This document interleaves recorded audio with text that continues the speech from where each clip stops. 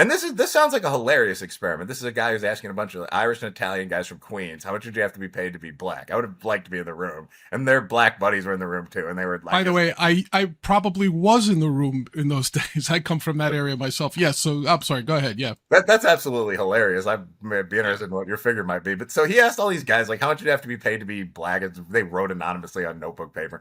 And the average answer was $50 million.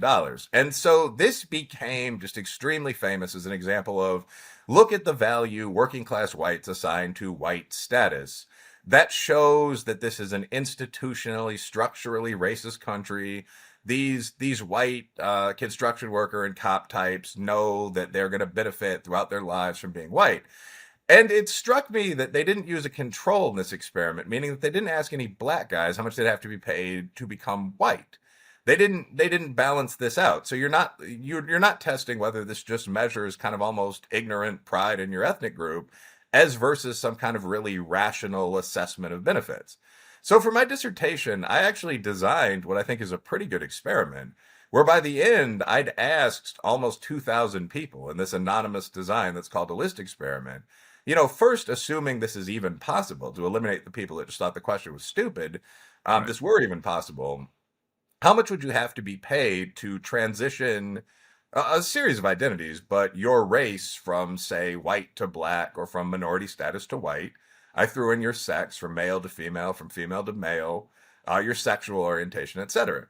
And what I found is that everyone was really, really reluctant to do this.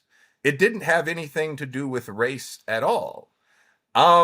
In fact, if you view reluctance to change your race in a multiracial society as a measure of racism, the most racist group is old Asian men.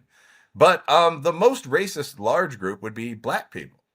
Hmm. Whites came along after that. The least racially prejudiced population would probably be Hispanics. I'd have to go back and look through the data. But I mean, so this famous sort of test that was used to determine these problems in the Caucasian community didn't really mean much of anything. And so that became an interest of mine. Like, could you take these same sort of complex analyses and apply them to stereotype threat, which a lot of people have now done? That's basically been debunked. Racial resentment, implicit bias, and people who are actually methodologically better than me now have done that. That's largely been debunked. Implicit bias turns out, you know what implicit bias tests are, right? Say that again. The question. I didn't quite catch that. Yeah, are you familiar with implicit bias testing? The testing method. No, please go ahead. Oh, Let me know okay. what that is.